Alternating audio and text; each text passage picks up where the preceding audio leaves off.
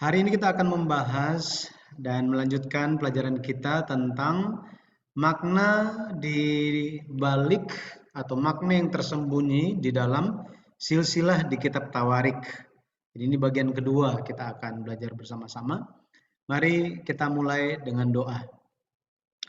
Allah Bapa yang hidup, kami bersyukur Engkau tetap menjaga dan memelihara kehidupan kami.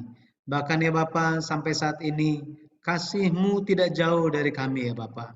Bapa terima kasih.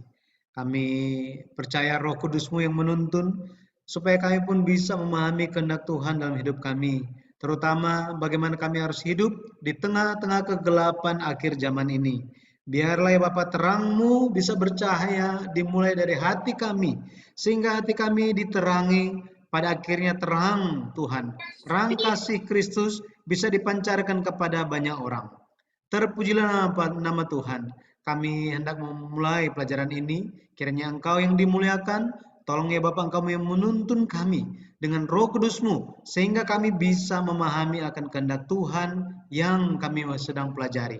Bapak sertailah semua saudara-saudara yang bergabung di dalam pelajaran ini, kiranya Engkau yang senantiasa menjaga dan melindungi setiap anggota keluarga dalam setiap aktivitas.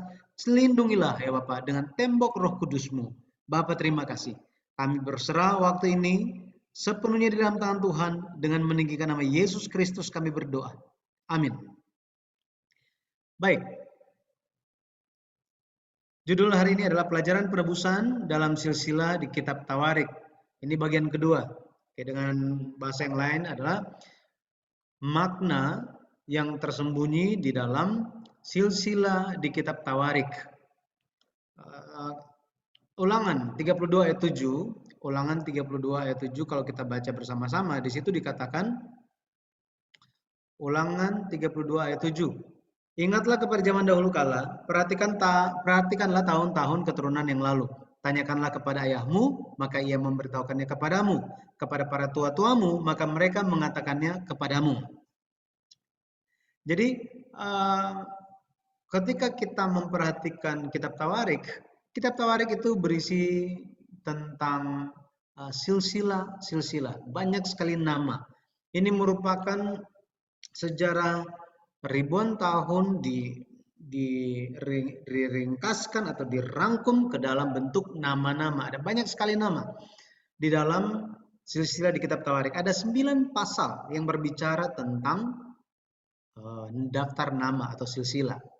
Kenapa kitab Tawarik ini disebutkan sebagai maksudnya kenapa silsilah Tawarik ini ditulis dengan memulai silsilah. Ya, dicatat silsilah duluan. Mulai dari Adam sampai orang yang kembali dari Babel.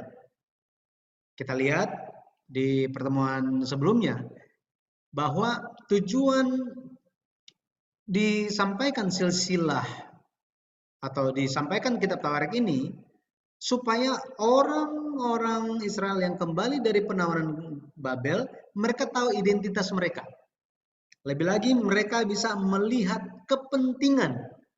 kepentingan hidup mereka atau pusat hidup mereka itu ada di mana sih?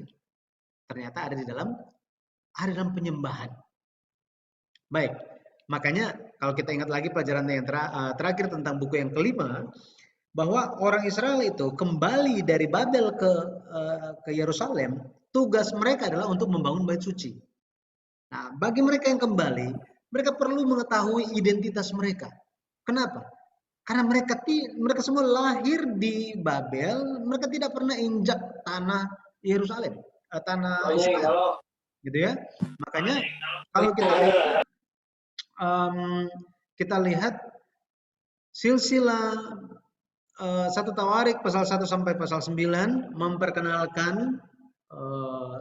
memperkenalkan sejarah Perjanjian Lama bagi orang-orang yang kembali dari Babel. Kita telah belajar bersama-sama bagian pertama, silsilah 1 Tawarik pasal 1, ini dari Adam sampai Yakub atau sampai Israel. Jadi ini dihubungkan. Ini mengajarkan bahwa apa? Akar kalian adalah Adam. Nah, jangkauan ini kalau kita lihat telah dipersempit dari banyak orang dipersempit kepada orang-orang yang memiliki iman kepada perjanjian Allah. Jadi fokus Tuhan itu ada kepada siapa? Fokus kepada mereka yang terikat dengan Tuhan lewat perjanjian. Ini silsilah 1 Tawarik pasal 1. 1 Tawarik pasal 2, silsilah di pasal 2 ini berbicara tentang Israel sampai munculnya Yehuda. Jadi ada beberapa nama yang diganti, yang dikhususkan adalah mengenai Israel, merupakan nama yang terhormat karena nama Yakub itu kayak ada negatifnya gitu ya, mengingat manusia lama Yakub. Tetapi Israel adalah nama yang terhormat yang berarti pemenang dan berkat bagi bangsa. Tetapi muncul lagi nama yang diganti. Itu adalah Ahar. Yaitu akan, ini di kitab Yosua akan, tetapi namanya dicatat lagi sebagai Ahar yang berarti orang yang membawa aib bagi bangsa, memberikan kesusahan bagi bangsa. Ini yang dilakukan oleh Akan ketika dia mengambil bagian yang telah dikhususkan karena keserakahan dia. Ya, jadi mengajarkan kepada umat Tuhan hawa nafsu itu harus dikontrol, gitu ya, harus dikuasai, harus dikendalikan. Karena jika tidak kita kendalikan, kita bisa berakhir seperti Ahar atau Akan, mati karena hawa nafsunya. Bagian yang ketiga, sekarang kita masuk ke dalam silsilah 1 Tawarik pasal 3. Ini bicara mengenai Yehuda, mengenai keluarga Daud. Hal khusus di dalam silsilah 1 Tawarik pasal 3 ini dicatat yang pertama itu tentang putra Daud. Jadi anak-anak Daud itu siapa aja sih? Nah, secara jelas itu dipisahkan berdasarkan dua masa pemerintahan Daud. Jadi 7 tahun 6 bulan di Hebron, sini ada 6 anak laki-laki katanya, ya. 7 tahun 6 bulan di Hebron Daud memerintah atas Yehuda dan Benyamin. Nah, di sana Daud mendapatkan 6 anak laki-laki. 2 Samuel 2 pasal ayat 11, pasal 3 ayat 2 sampai 5, kemudian 1 Tawarik 3 ayat 1 sampai 4. Ini ayat-ayatnya. Kemudian bagian yang kedua itu adalah bagian kedua itu adalah 33 tahun Daud memerintah di Yerusalem. Di Yerusalem Daud mendapat 13 anak laki-laki.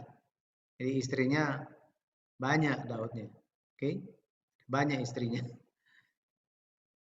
Maka total Daud itu ada 19 anak laki-laki. 19 anak laki-laki. Nah, perempuannya nggak dicatat. Tetapi ada satu anak yang tidak dimasukkan ke dalam silsilah ini, tetapi muncul di dalam 2 Tawarik 11 ayat 18. Itu bernama Yerimot. Diduga bahwa ini adalah anak dari salah satu gundiknya. Oke, seperti ini. Setelah mengetahui fakta mengenai kerajaan Daud, pemerintahan Daud di Hebron dan di Yerusalem, bagaimana tentang keluarganya menjadi besar, kita bisa melihat bahwa apa? Berkat ini datang kepada Daud karena Daud hidup sesuai dengan jalan Tuhan. Daud hidup sesuai dengan jalan Tuhan, sehingga keluarga dan kerajaannya pun diteguhkan. 2 Samuel 22 ayat 21 sampai 25. Coba kita lihat 2 Samuel 22 ayat 21 sampai 25. Ya, kita lihat sama-sama ya. 2 Samuel 22. Mari kita lihat mulai ayatnya yang ke 21. Dikatakan begini, ayat 21. Tuhan memperlakukan aku sesuai dengan kebenaranku. Ia membalas kepadaku sesuai dengan kesucian tanganku. Sebab aku tetap mengikuti jalan Tuhan dan tidak menjauhkan diri dari Allahku sebagai orang fasik. Sebab segala hukumnya kuperhatikan dan dari ketetapannya aku tidak menyimpang. Aku berlaku tidak bercela kepadanya dan menjaga diri terhadap kesalahan. Karena itu Tuhan membalas kepadaku sesuai dengan kebenaranku, sesuai dengan kesucianku di depan matanya. Kita bisa lihat ya, di ayat 21 dikatakan Tuhan memperlakukan sesuai dengan kebenarannya, sesuai dengan kesuciannya. Ayat 25 diulang, maaf. Ayat 25 diulang. Tuhan membalas kepadaku sesuai dengan kebenaranku, sesuai dengan kesucianku. Maka Daud, dia telah hidup di jalan Tuhan. Dia telah hidup di jalan Tuhan artinya apa? Dia mengikuti ketetapan Tuhan dan juga hukum Tuhan. Sama seperti itu, kita hari ini pun betapa penting kita mengenal jalan-jalan Tuhan. Kayak lewat kita belajar Alkitab, lewat kita baca firman Tuhan dan merenungkannya. Mari kita penuhi diri kita dengan firman dan mari kita berjalan di jalan Tuhan. Amin ya. Saya berdoa dalam nama Tuhan Yesus Kristus kita bisa melakukannya. Kemudian sila 1 Tawarik pasal 3 itu juga berbicara mengenai putra-putra Yosia. Mengenai putra-putra Yosia di 1 Tawarik 3 ayat 15, kalau kita bandingkan itu secara urutan lahir, secara urutan lahir ya di sini. Setelah Yosia itu ada Yohanan. Ini dicatatnya kalau kita lihat 1 Tawarik 3 ayat 15, dicatat urutannya seperti ini. Urutannya bagaimana? Urutannya Yohanan, Yoyakim, Zedekia, Yoahas atau Salum. Kita telah belajar mengenai hal ini, oke? Tetapi di Matius 1 ayat 10 sampai 11 kita lihat mereka nggak dicatat namanya. Satu pun nggak ada. Yang dicatat itu adalah Yekonya atau Yoyakin. Ini cucu Yosia. Justru cucu Yosia yang dicatat namanya. Yang di bawah ini urutan lahir. Oke, sebenarnya urutan lahirnya begini. Oke, ini urutan lahir. Yohanan duluan, Yoyakim, kemudian Yoahas, setelah itu Zedekia. Tetapi 1 Tawarik pasal 3 ayat 15 itu dicatat gitu ya, dicatat sepertinya berdasarkan siapa yang memerintah lama sampai yang terakhir. Ada yang menduga seperti itu. Lewat memperhatikan putra-putra Yosia, kita telah belajar bersama-sama, anak-anak Yosia tidak ada satupun yang hidup sesuai jalan Tuhan. Seperti Daud. Betul ya? Nggak ada satu orang pun yang hidup di jalan Tuhan seperti halnya Daud. Hanya Yosia saja yang imannya luar biasa. Akibatnya apa? Akibatnya kerajaan Yehuda Selatan itu hancur. Jadi papanya iman luar biasa, belum tentu anaknya itu bisa seperti papanya. Makanya kekurangan Yosia adalah apa? Dia tidak memastikan iman itu telah diwariskan. Hari ini pun sama. Bisa bayangkan kalau misalnya kita membangun usaha, sudah sukses, kita banting tulang mengenai hal itu. Tetapi anak kita tidak memperhatikan, tidak menghargai segala jeripaya, kita pun tidak mau tahu mengenai hal itu. Nah, setelah kita tidak ada, otomatis apa? Semua usaha itu dilanjutkan oleh anak kita. Masalahnya di mana? Anak kita tidak mau tahu tentang usaha yang kita telah bangun. Dari nol kita sudah bangun. Pada akhirnya hancur begitu saja. Ini terjadi di anak-anak Yosia. Itu sebabnya mari kita senantiasa hidup di dalam jalan Tuhan. Kenapa saya bisa bicara bahwa Yosia tidak memperhatikan hal ini? Tidak memperhatikan iman dari anak-anaknya dan kurang memperhatikan iman bangsanya. Yeremia 23 ayat 5, coba kita lihat. Yeremia 23 ayatnya yang kelima. Di situ dikatakan ayat yang kelima. Yeremia, ini benar ya, Yeremia. Bentar, Yeremia, 23 ayat 5, maaf saya kebalik. Yeremia Hidup 3 ayat 5.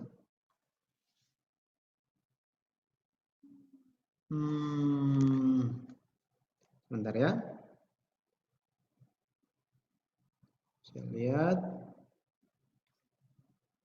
Jadi di zaman Yosia, Yeremia itu sudah menyampaikan firman. Bahkan sejak zamannya Raja Yosia. Jadi peringatan-peringatan itu telah diberikan, akan tetapi Yosia kurang memperhatikan hal itu. Ya, dia kurang memperhatikan hal itu. Ya, maaf. 25 ayat 3 ya. 25 ayat 3. Saya kebalik ini. 25 ayat 3. Nah, di sini. Sejak dari tahun yang ke-13 pemerintahan Yosia bin Amon Raja Yehuda sampai hari ini, jadi sudah 23 tahun lamanya. Firman Tuhan datang kepadaku terus-menerus. Datang kepadaku dan terus-menerus aku mengucapkannya kepadamu. Tetapi kamu tidak mau mendengarkannya. Kita bisa lihat di sini. Jadi umat Israel begitu keras ya, hati mereka sampai-sampai apa? Sampai-sampai firman Tuhan itu mereka tidak peduli sama sekali. Nah, ini yang kita perlu perhatikan ketika kita lihat 1 Tawarik 3 ayat 15 mengenai putra-putra Yosia. Kita telah belajar mengenai Yekonya, pada akhirnya Yekonya ini meskipun awalnya dia jahat, dia taat untuk menyerah kepada Raja Babel, pada akhirnya dia sadar ketika didisiplinkan, dia bertobat dan posisinya dipulihkan. Nah, selanjutnya di 1 Tawarik pasal 3 berbicara tentang anak-anak lelaki Zerubabel.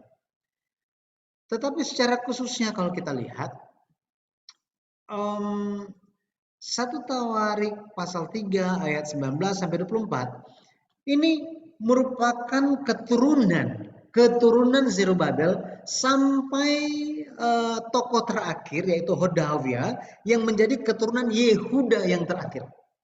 Atau keturunan Daud yang terakhir di perjanjian lama. Nah, kalau kita bandingkan 1 Tawarik 3 ayat 19, ayat 24, dan Matius 1 ayat 13, setelah Zerubabel itu langsung Abihud. Jadi mengenai Hananya, Sekanya, Semaya, Nearia, Elionai, itu tidak seperti di skip gitu. Ya, jadi Zerubabel dia ada anak namanya Hananya. Hananya punya anak namanya Sekanya. Sekanya punya anak Semaya. Semaya punya anak Nearia. Nearia punya anak Elionai. Elionai mempunyai anak Hodavia. Tetapi yang ditulis di perjanjian baru di silsilah Yesus itu di Matius 1 ayat 13, Zerubabel memperankan Abihud. Nah, kalau kita lihat Hodavia dan Abihud ini merupakan orang yang sama, cuma namanya ada dua. Kenapa?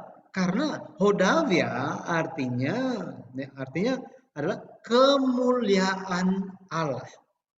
Ya, Hodavia. Sedangkan Abihud itu adalah kemuliaan Bapa. Nah, ini.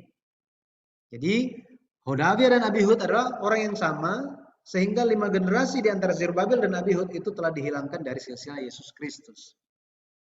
Nah, di sini kita bisa lihat Zerubabel itu merupakan siapa sih Zerubabel? Kita telah belajar di dalam tema pemulangan dari Babel. Pemimpin pemulangan pertama dari Babel itu adalah Zerubabel. Namanya Zerubabel. Dia juga adalah pemimpin yang membangun bait suci. Akan tetapi kalau kita lihat ketika mereka itu hidup melaksanakan tugas, kembali lagi mereka terlena dengan keadaan. Terlena. Bait suci sudah ada kan, sudah jadi kok, ya sudah gitu. Masalah terjadi. Makanya sangat penting untuk berjaga-jaga di dalam iman di masa damai. Di masa ketika apa? Oh ya, tugas sudah selesai. Misi accomplished. Ya kan? Zerubabel ditugaskan untuk apa? Membangun bait suci. Makanya bait suci itu dikenal di dalam secara teologi itu dikenal sebagai bait suci Zerubabel. Bait suci yang dibangun ketika umat Israel kembali dari pembuangan Babel. 1 Korintus 10 ayat 12 mengajarkan kepada kita apa? 1 Korintus 10 ayat 12. Coba kita lihat mengenai hal ini. 1 Korintus 10 ayatnya yang ke-12 dikatakan begini. Sebab itu siapa yang menyangka bahwa ia teguh berdiri, hati-hatilah supaya ia jangan jatuh. Nah, ini. Jadi, mari kita berjaga-jaga. Mari kita berjaga-jaga, mari kita waspada, mari kita senantiasa melihat hati kita. Tuhan, Tuhan tolong selalu ingatkan saya. Roh Kudus biarlah berbicara supaya ketika aku di dalam jalan yang salah, pikirannya salah, menyimpang, ada yang mengingatkan.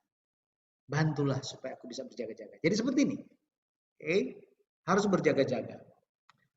Maka makna penebusan di dalam 1 Tawarik pasal 3 ini di dalam sejarah raja-raja Yehuda Selatan, yaitu teman Daud, itu ada yang namanya sejarah tragis. Sejarah tragis Yehuda Selatan. Selama 6 tahun ketika kerajaan Yehuda Selatan tidak ada raja. Sebenarnya ada raja. Ya, bukan raja, lebih cocok kepada ratu yang memerintah Yehuda Selatan. Dan ratu ini bernama Atalia. Nah, kita katakan itu dia sebagai raja perempuan. Dia begitu ganasnya, begitu penuh dengan kuasa iblis. Dia apa? Dia berusaha untuk membinasakan keturunan Daud. Bayangkan. Binasakan keturunan Daud. Ini mengancam jalan kedatangan Yesus Kristus. Ini. Akan tetapi kalau kita lihat Tuhan itu setia. Dia telah berjanji kepada Daud dan dia menjaga kasih setianya. Bahwa apa? Keturunanmu akan datang yang membangun bait suci, rumah bagiku, dan juga keturunanmu itu akan memerintah untuk selama-lamanya. Kerajaannya akan selama-lamanya. Dan ini bicara tentang Mesias yang akan datang. Awalnya bicara tentang Salomo yang membangun bait suci, akan tetapi Salomo pemerintahannya itu nggak bertahan selama-lamanya kan? Nah, jadi di sini kita bisa paham bahwa janji Tuhan tembus sampai kepada siapa? Sampai kepada Yesus Kristus datang menggenapkan setiap nubuatan janji Tuhan. Mazmur 89 ayat 4 coba kita lihat. Mazmur 89 ayat 4, 29 dan 34. Mazmur 89, kita lihat sama-sama. Seperti apa janji Tuhan? Mazmur 89, ayatnya yang keempat dikatakan begini. Untuk elektronik itu ayat yang kelima ya. Dikatakan, ayat yang keempat dikatakan, elektronik itu ayat yang ketiga. Kalau Alkitab manual itu ayat yang keempat. Dikatakan, Mazmur 89 ayat yang keempat. Engkau telah berkata, telah kuikat perjanjian dengan orang pilihanku. Aku telah bersumpah kepada Daud, hambaku. Ya. Kemudian, mari kita lihat ayat yang ke-29. Ayat yang ke-29 dikatakan begini. Aku akan memelihara kasih setiaku bagi dia untuk selama-lamanya. Dan perjanjianku teguh bagi dia. Ayat 34 bilang, tetapi kasih setiaku tidak akan kujauhkan daripadanya dan aku tidak akan berlaku curang dalam hal kesetiaanku. Ini janji Tuhan. Jadi sama seperti itu saudara. Hari ini ketika kita mengetahui fakta bahwa meskipun ada gangguan iblis hendak memutuskan janji Tuhan, percayalah Tuhan itu menjaga. Tuhan setia. Dia akan memastikan menjaga setiap lini kehidupan kita supaya janji Tuhan digenapi di dalam hidup kita dan juga kehidupan generasi-generasi setelah kita. Akan digenapi oleh setiap anggota keluarga kita. Inilah dibutuhkan iman dari kita semua. Tuhan itu setia. Makanya ketika Yesus bilang dia akan datang kembali, marilah kita berharap kepada hal tersebut. Mari kita hidup untuk apa? Untuk menanti-nantikan Tuhan. Karena ada upah bagi kita semua, yaitu keselamatan bagi kita. Haleluya. Ya. Nah ini silsilah 1 Tawarik pasal 3. 1 Tawarik pasal 3 mengenai eh, Yehuda, tetapi secara khususnya tentang keluarga Daud. Oke, keluarga keturunan Daud. Mengenai silsilah 1 Tawarik pasal 4, ini bicara tentang 12 suku Israel. Jadi ketika mengkhususkan tentang Daud, tiba-tiba kita bicara secara umum lagi tentang 12 suku Israel. Dan bicara mengenai keluarga Yehuda pada umumnya dan tentang Simeon. Salah satu yang khusus itu dicatat tentang Yabes. Pernah dengar lagu kiranya engkau memberkati aku berlimpah-limpah. Nah, ya.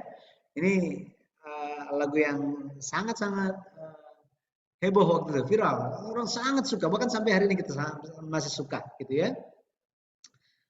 Kalau kita lihat mengenai Yabes, arti nama Yabes itu adalah tenggelam dalam kesedihan. Bayangkan, tenggelam dalam kesedihan atau menderita.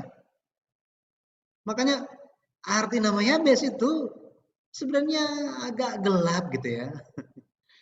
Ya. Kurang gimana gitu suasananya, nggak cerah gitu.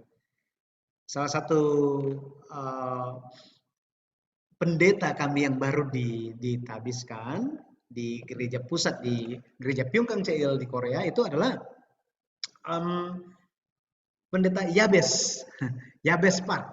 Dia salah satu pembicara di dalam global webinar beberapa waktu yang lalu. Nah, dia istrinya itu jemaat kita di GPBSI Jakarta, gitu ya. Mereka menikah. Mereka sekarang domisilinya di Korea. Jadi nama Yabes kalau kita lihat di sini. Jadi tentang Yabes, ya Yabes. Meskipun arti nama dia itu begitu kelam, begitu gelap, dia adalah orang yang dihormati. Kenapa dia dihormati? Karena dia merupakan orang yang berdoa dengan sungguh-sungguh di tengah-tengah penderitaan dan kesedihan. Ketika ada keputusasaan, dia tidak lupa untuk memohon kepada Allah. Iman dia itu tidak goyah. Dia hanya bersandar sepenuhnya kepada Allah. Luar biasa. Maka bagi kita hari ini pun kalau kita ingat Yabes, ingat aja satu hal ini. Ya, meskipun keadaan tidak jalan sesuai dengan apa yang saya rencanakan, saya akan tetap berdoa kepada Tuhan. Saya akan tetap bersandar kepada Tuhan. Ya. Ya, 1 Tawarik 10 ya. Nah, 1 Tawarik 4 ayat 10 nanti bisa lihat mengenai hal itu. Yang kedua, yang khusus tentang 1 Tawarik pasal 4 itu tentang suku Simeon. Suku Simeon kalau kita lihat suku Simeon ini tidak terlepas dengan Lewi. Biasanya itu muncul Simeon dan Lewi, Simeon dan Lewi. Kalau muncul Simeon dan Lewi itu akan teringat bagaimana mereka itu dikutuk oleh bapaknya. Tetapi ya sebenarnya itu dikutuk oleh Tuhan sendiri karena kejahatan mereka, karena dosa pembunuhan mereka, karena kemarahan yang tidak terkendali yang ada dalam mereka. Mereka bunuh orang, mereka gunakan perjanjian kudus dari Tuhan untuk bunuh orang. Ini yang mereka lakukan. Akan tetapi suku Lewi lebih dahulu dipulihkan ketika mereka taat sepenuhnya kepada perintah Tuhan di bawah kaki Gunung Sinai. Gitu ya. Ketika umat Israel lagi menyembah berhala di kaki gunung, Musa di atas gunung lagi apa? Doa puasa untuk menerima setiap firman dari Tuhan. Nah, ketika Musa turun, Musa mengetahui semua hal itu, Musa tanya, siapa yang ada di pihak Tuhan? Ayo, kumpul di pihak saya, di sebelah saya. Semua suku Lewi langsung pergi ke sisi Musa. Nah, di saat itu mereka lakukan tugas yang sangat berat, yaitu apa? Membunuh semua orang yang melakukan dosa penyembahan berhala. Which is siapa? Yaitu siapa? Saudara-saudara mereka sendiri kan? Ya, ada yang satu sekolah, ada yang satu kantor. Kita bisa membayangkan seperti itu. Ada hal-hal yang dosa yang dilakukan Tuhan bilang apa? Harus musnahkan semuanya. Nah, seperti ini. Jadi mereka dipulihkan lebih dulu. Simeon bagaimana? Nah, di kemudian hari, di zaman Raja Hizkia terjadi pemulihan. Pemulihan itu terjadi. Bagaimana mereka itu taat untuk untuk menjadi suku yang menyelesaikan penaklukan Kanaan. Sekali lagi, suku yang menyelesaikan pekerjaan penaklukan tanah Kanaan yang sudah dimulai sejak zaman Yosua. Bayangkan, udah ratusan tahun baru apa? Baru dilaksanakan, baru digenapi. Oleh siapa? Suku Simeon. Ini luar biasa. Ya. Jadi suku Simeon akhirnya mereka dipulihkan, mereka berkembang. Ya. Sejauh ini mereka hanyalah suku yang lemah, tetapi ketika mereka taat, mereka menjalankan tugas dari Tuhan, pada akhirnya mereka, posisi mereka itu dipulihkan. Jadi mereka, kalau kita lihat, ya sepertinya dia udah lemah begitu doang, nggak ada harapan. Tapi di dalam Tuhan, ingat, di dalam Tuhan, selama kita berharap untuk perubahan itu akan terjadi. Ya, perubahan itu akan terjadi. Jadi kalau kita lihat keadaan zaman sekarang gitu ya, kayaknya nggak ada harapan gitu ya. Nah, ingat, Yesus satu-satunya yang bisa memberikan perubahan. Bisa apa? Bisa menjadi tempat untuk kita berharap. Ketika kita lakukan itu, percayalah kita akan dipulihkan. Akan ada perubahan yang kita alami.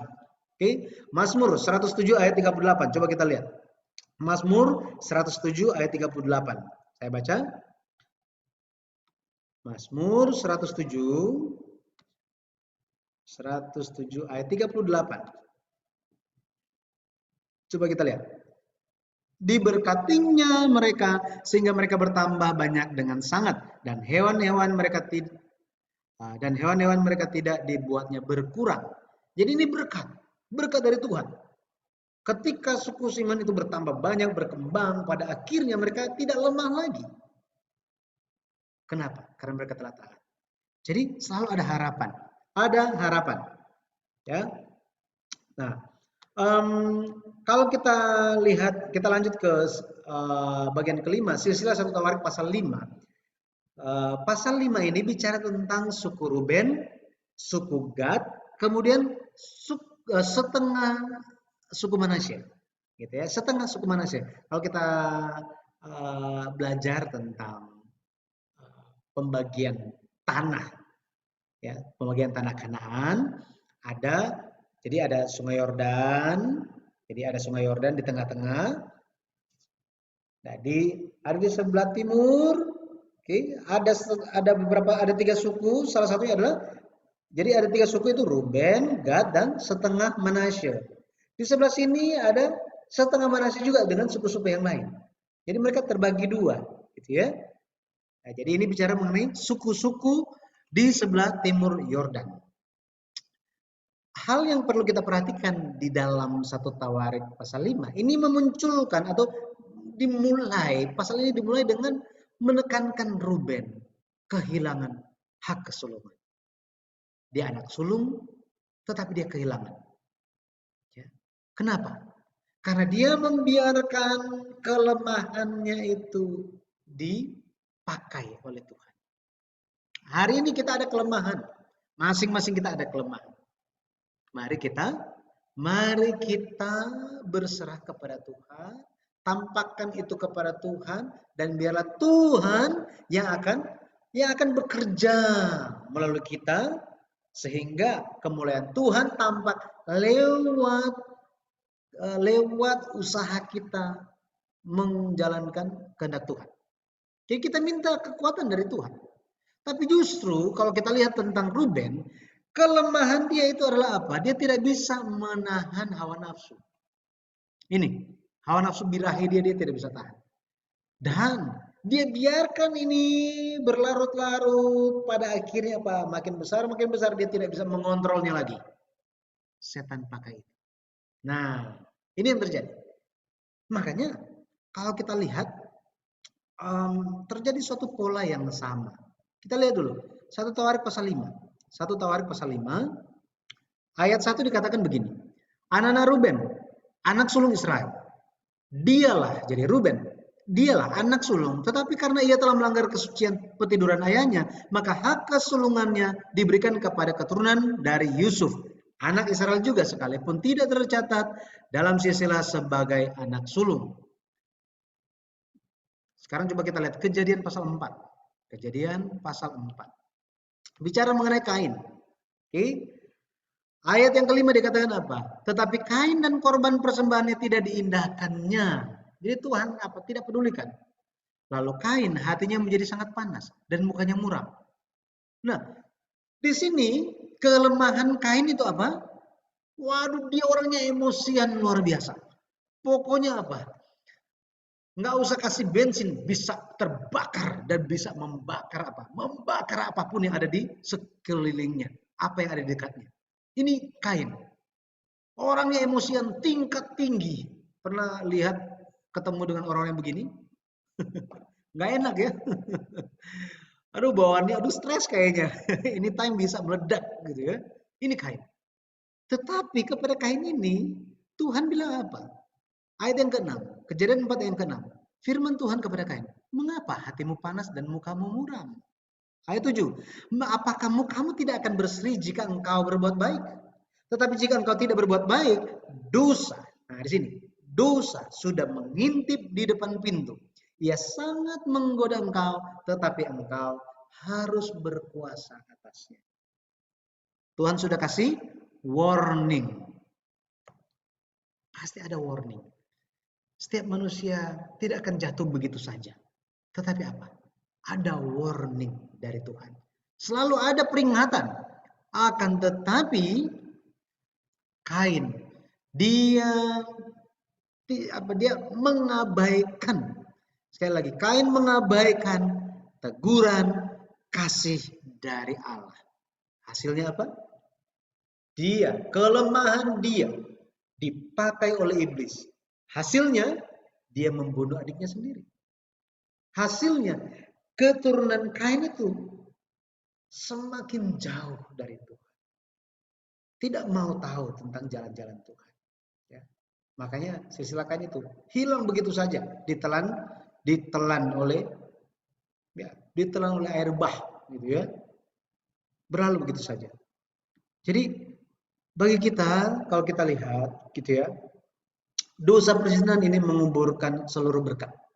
Sekali lagi, dosa perzinahan menguburkan seluruh berkat. Kita perlu berhati-hati. Kita perlu doa. Doa supaya apa? Supaya jangan sampai anggota keluarga kita, bahkan apa? Jangan sampai orang-orang yang kita kenal jatuh ke dalam dosa itu. Kenapa? Karena berkat akan tertutup.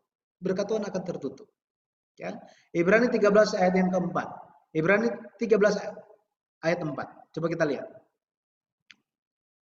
Ibrani 13 ayat yang keempat dikatakan, "Hendaklah kamu semua penuh dengan hormat terhadap perkawinan, dan janganlah kamu mencemarkan tempat tidur, sebab orang-orang sundal dan pezina akan dihakimi Allah."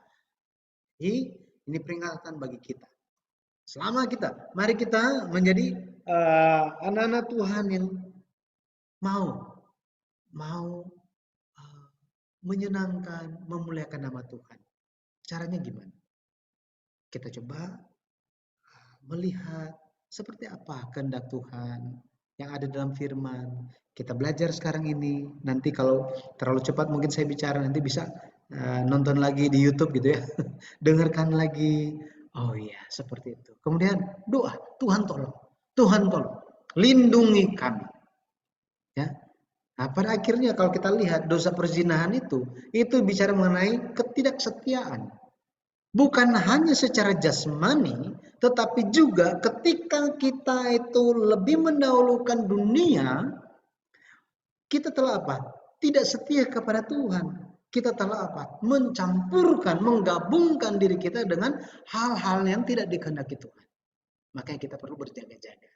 Saya berdoa di dalam nama Tuhan Yesus Kristus, kita bisa senantiasa berjaga-jaga sehingga harapan selalu kita pegang, kita bisa melihat segala kesempatan terang itu, kita bisa senantiasa menerima kasih Tuhan, kita selalu hidup di jalan Tuhan, dan kita bisa menerima berkat kasih karunia Tuhan kita bisa apa? Hidup di dalam damai Kristus. Haleluya. Amin.